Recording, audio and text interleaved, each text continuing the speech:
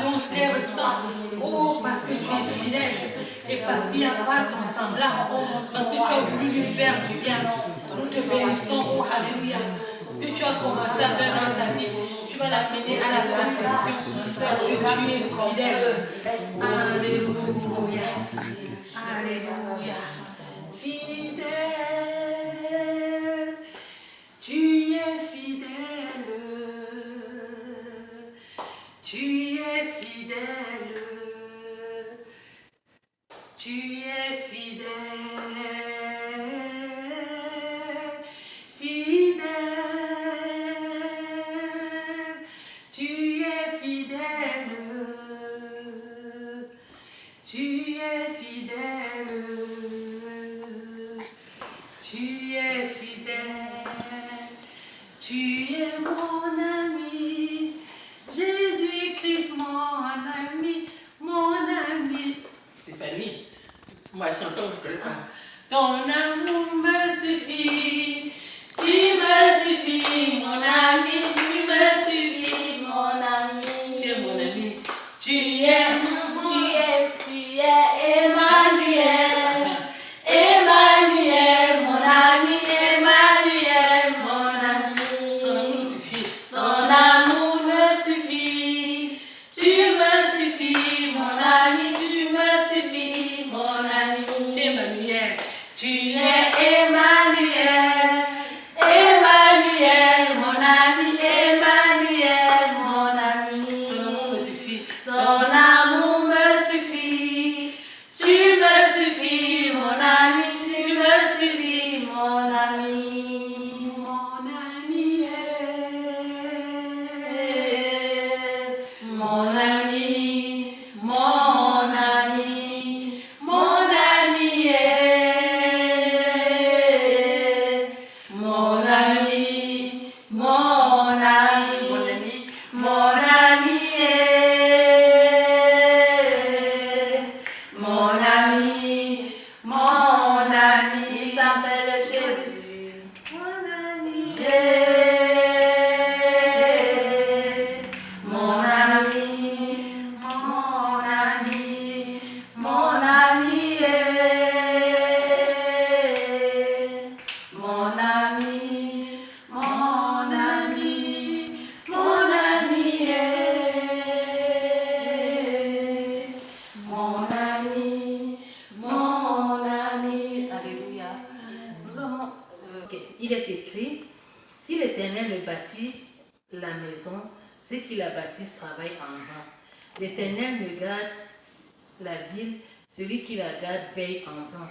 En vain vous levez-vous matin, vous couchez-vous tard, et mangez-vous le pain de douleur, et il en donne autant à ses bien-aimés pendant leur sommeil.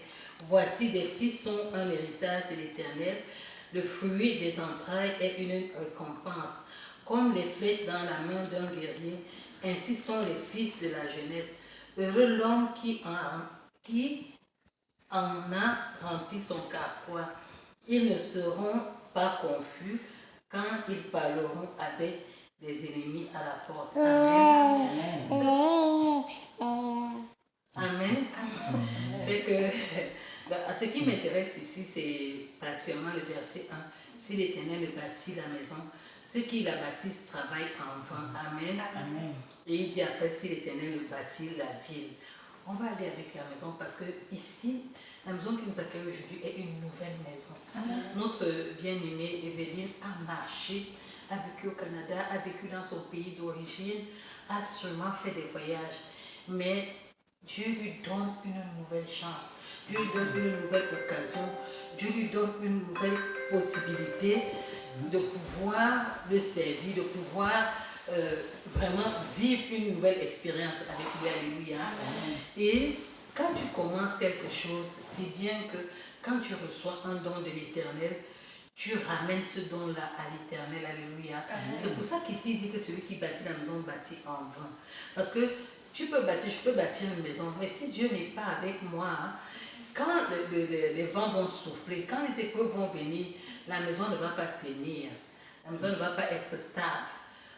On peut être comme ça ici, là. Une chose qui ne s'est jamais passée, il y a inondation.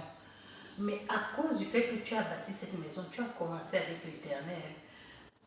Le vent va souffler, Dieu va détourner les choses et ça ne va pas toucher ta maison.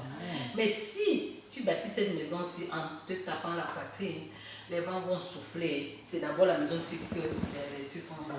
Le diable va dire, ah voilà la maison, elle croyait qu'elle est arrivée. C'est pour nous dire quoi? C'est pour nous dire que chaque chose que nous faisons, commençons avec l'Éternel. Et même si nous avions commencé seuls, et qu'en chemin on se rend compte que Dieu existe, Dieu est capable, Dieu veut bâtir, recommandons ce que nous avons à l'Éternel. Vous allez vous rendre compte que chaque fois que nous prions, je dis recommandons tout entre les mains de l'Éternel. Parce que c'est lui qui tient les circonstances, c'est lui qui tient les temps. On ne connaît pas notre lendemain. C'est Dieu qui connaît le lendemain, c'est Dieu qui est capable de faire. Alléluia. Il est bon que cette nouvelle maison apporte la vie à notre bien-aimé. Qu'elle ne soit pas ici dans la souffrance, qu'elle ne soit pas ici dans les minutes, qu'elle ne soit pas ici, elle pleure. Il faut qu'elle soit ici, là, avec la paix de Dieu. Alléluia. Que le Dieu qui a commencé, que le Dieu qui lui a donné ce joli cadeau que nous voyons maintenant, ce Dieu-là soit capable de veiller sur elle, la bénir, que ce soit seulement le début de quelque chose, qu'elle acquiert d'autres maisons, et que les autres gens qui vont entrer dans cette maison vont acquérir aussi les maisons, parce que cette maison est une source de bénédiction. La Bible dit que nous sommes des sources d'eau vive. Donc si tu as une maison, c'est une source de bénédiction pour les autres, c'est une source d'eau vive, c'est-à-dire qu'il y a des vies qui sont cachées derrière cette maison. La vie de Daphné est cachée, la vie de la maison de Daphné est cachée ici, la vie de la maison de Stéphanie est cachée ici, la vie de ma maison est cachée ici, la vie de tes merveilleuses deux filles est cachée ici, là. Au travers de cette maison, nous se connectons seulement à une source que Dieu a donnée et nous allons prospérer. Alléluia. Il dit que si vous prenez ma parole, des sources d'eau vive couleront de vous. Notre sœur a accepté le Seigneur, les sources de bénédiction, les sources d'eau vive vont couler. La source première que nous voyons, c'est la maison et nous nous connectons à cette maison-là. Mais au-delà de la maison, il y aura le mariage qui va venir. On se connecter à l'Éternel. Nous appelons le parfait, nous appelons le meilleur. La Bible dit encore autre chose de merveilleux, elle dit que la gloire de la seconde maison sera plus grande que celle-là. Peut-être que tu as connu des gloires, tu as connu des châteaux, tu as connu des choses. Ne méprise pas ce que tu as, si ma soeur, parce qu'il y a la gloire de la seconde maison qui arrive dans ta vie. Amen. Et dans cette gloire-ci, alléluia, Dieu sera établi. Tu seras en paix. Tu vas voir les choses, tu ne seras pas inquiet, ça ne sera pas comme les autres. Parce que l'Éternel est avec toi. Alléluia. Dieu qui est fidèle, Dieu qui est bon, qui a permis que tu trouves cette maison à cet endroit-ci avec un plan pour cela. Il ne fait pas les choses. La Bible dit qu'il n'y a pas de hasard dans la maison de Dieu. Alléluia. S'il a permis que tu puisses avoir ce lieu ici, là, il y a une raison pour cela. Et ne néglige pas cela. Alléluia. Et l'autre chose, c'est que quand Dieu te donne quelque chose, après l'avoir consacré, prends-en soin. Sachant que tu as reçu de l'Éternel. Alléluia. Amen. Quand tu peux commencer, tu dis que je suis arrivé, c'est ici, là. Oh Seigneur, je vais passer mes jours ici. Derrière cette maison se cache une autre grande maison. Amen. Dieu. Derrière cette maison, c'est toi qui dis que non, j'ai trouvé le dernier cri de la maison. Il dit que ma fille, tu commences. Quelque temps, il va te donner une autre grande, un bâtiment. Amen. Un bâtiment qui sera une source de bénédiction. Parce que le premier, il dit dans sa parole que sème, mets la graine en terre. Tu comprends? Quand tu mets la graine en terre, elle produit. Vous voyez qu'on plante les arbres. Quand l'arbre sort, est-ce que c'est un fruit qui sort? C'est plusieurs, de génération en génération de fruits, de génération en génération de fruits. Juste ce que vous avez coupé là. De génération en génération. Et ça ne s'arrête pas là. Parce que les fruits qui sont dans cet arbre-là, les gens vont prendre, ils vont manger, ils vont encore s'aimer des générations. C'est pour ça que je dis que tu es une source de bénédiction. Parce que nous venons visiter, nous venons voir ta maison pour la première fois. Mais dans ta maison se cachent toutes nos maisons. Dans ta maison se cachent pas seulement toutes nos maisons, se cachent aussi d'autres maisons que Dieu va nous donner. Il va donner d'autres bâtiments, d'autres entreprises, d'autres choses, plein de choses, une révélation dans la maison dans laquelle nous tenons aussi. Alléluia. Et Dieu, ça dépend de toi, ça dépend de comment tu vas gérer ça. Ne prends jamais quelque chose comme petit. Je me rappelle, notre feu ami Vicky, et je me rappelle quand je travaillais dans une petite boutique, Elle me disait souvent que quand je venais dire que petit, elle me dit que ne dis plus petit. Tu aimes l'expression petit, ce n'est pas bien Geneviève. Tu sais, derrière ce que tu appelles petit là, se cache, tu es ici là au ministère. Prends ça comme un ministère, ma soeur. Ça a changé tout parce que je traversais des moments difficiles. Et quand j'ai commencé à considérer ça comme un ministère, le Seigneur a commencé à m'envoyer des gens. J'ai exhorté, c'est devenu. La maman qui avait la boutique était pasteur. Mais chaque fois que les gens venaient, ils disaient que où est Geneviève? Parce qu'ils savaient qu'ils vont venir. Il y avait des mamans qui venaient là spécialement pour venir écouter la parole de Dieu, venir écouter les conseils. Je faisais des délivrances dans la boutique là. Et oui. Quand c'était chaud parfois, le Seigneur touchait la bien-aimée là. Elle vient. Comme ça, je suis content parce que le cas est déjà tellement dépassé. Donc, c'est ça. Tu vois, tu nous accueilles aujourd'hui. Peut-être toi, tu vois, tu dis, ah, j'ai accueilli mes soeurs. Bon, tu n'es pas quelqu'un qui... Tu ne comprends, il y a des bénédictions qui se passent derrière cette maison. L'hospitalité que tu as exercée aujourd'hui là, reste hospitalière. Parce que tu ne connais pas. Peut-être que la personne qui a la clé de l'entreprise que tu vas ouvrir, quand tu vas passer ici, aura un accident, va te demander un peu d'eau. Tu vas dire, entre, assieds-toi, repose-toi, il fait chaud. Et quand il va s'asseoir, tu vas dire que vous allez parler d'une minute à une autre, vous parlez, ah, tu fais la médecine, ah, moi-même, je suis un médecin, j'ai ma clinique là que je veux vendre, et voilà.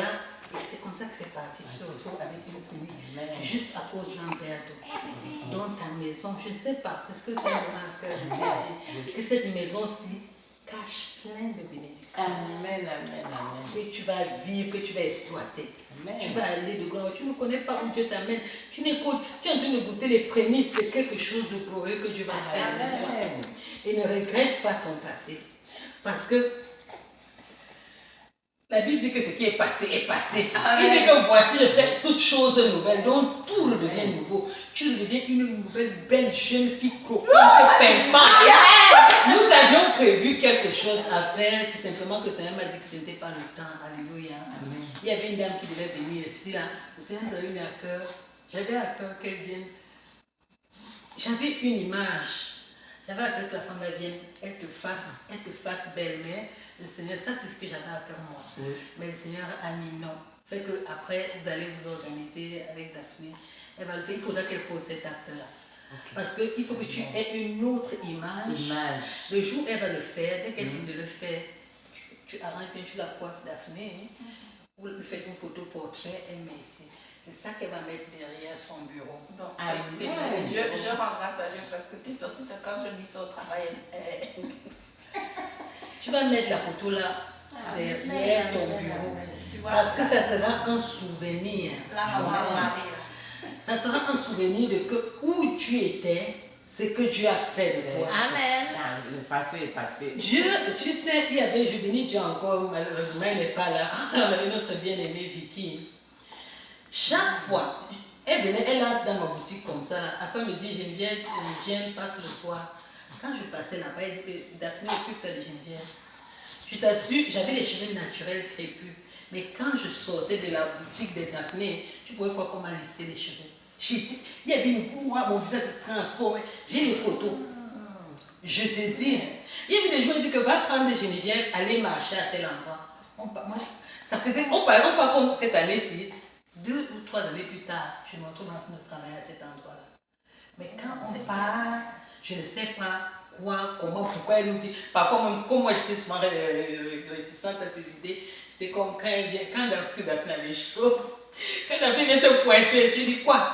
Non, rentre. Ma chère Daphné, elle a dit, je ne pars pas. Tu vas seulement venir, on va partir. Et puis on parle. C'est après, je dis 3 ans plus tard, je me rends compte que, hey. Donc, heureusement qu'on prenait les photos.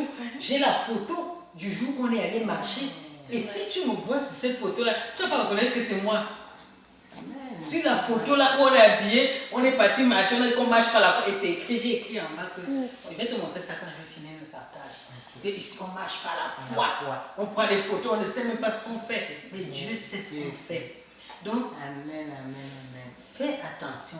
Il y a une autre vérité spirituelle qui est cachée encore dans cette nouvelle maison. La Bible dit que nous sommes le temple du Saint-Esprit.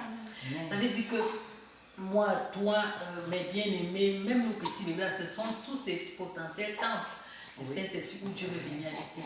Ça veut dire que nous sommes des cases ambulantes de bénédiction où la puissance de Dieu, le pardon, le salut, la grâce, les guérisons reposent. Parce que si tu es un habitacle de Dieu, ça veut dire que tu es le prolongement de la main de Dieu. Si Dieu veut intervenir quelque part, il t'utilise. Si Dieu veut venir quelque part, il va t'utiliser. Et si nous sommes dans ce temps-là, ça veut dire que jour après jour, nous devons laisser Dieu travailler dans nos vies. Quand on saisit cette vérité-là, on ne blague plus avec Dieu. Quand on saisit cette vérité-là, on reconnaît que on a quelque chose de grandiose. Imagine-toi. C'est-à-dire peut-être humainement on n'imagine pas, mais imagine-toi que tu deviens Dieu ici là. Imagine-toi les choses que tu seras capable de faire. Moi je dis souvent le bon petit exemple. Je dis que si on part à l'hôpital maintenant là, il y a plein de gens juste là-bas qui ont besoin de guérison. Tu te mets à toucher un, deux. Ils vont dire que parce que quand quelqu'un était au bord de la mort et que tu deviens celui-là qui le ramène à la vie, il va dire que qu'est-ce que je peux te donner? Tu vas dire que non, investis seulement dans l'œuvre de Dieu. Mais tu vas dire que non, donne-moi seulement le terrain là. Tu prends le terrain là, tu construis quelque chose à Dieu, tu fais quelque chose, ou bien l'entreprise que tu fais, boum, ça c'est là. Amen. Je me rappelle deux sœurs, je vous donne le témoignage, deux sœurs qui étaient aux États-Unis, elles viennent du Cameroun.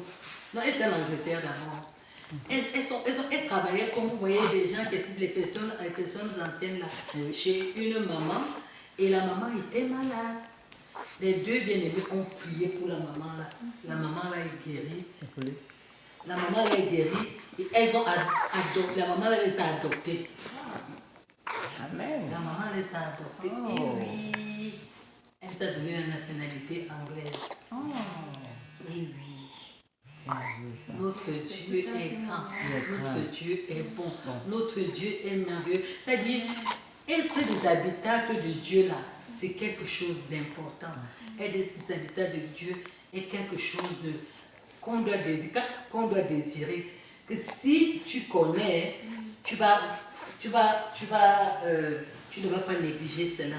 Tu vas prendre cela au sérieux, sachant que tu as quelque chose dont le monde a besoin. Alléluia. Amen. Et si tu as quelque chose dont le monde a besoin, tu vas être une bénédiction, tu vas te disposer pour être une bénédiction pour les autres. Amen.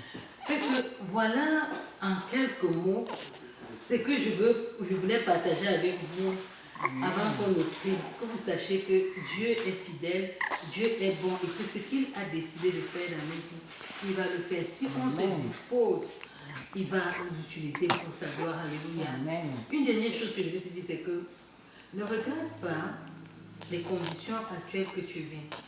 Tu peux vivre, tu peux regarder les situations, tu peux regarder les enfants, tu peux regarder, tu dis, oh vraiment, Seigneur, si tu peux, tu exauces les prières. Amen. Tu vois la vie de prière, les gens témoignent.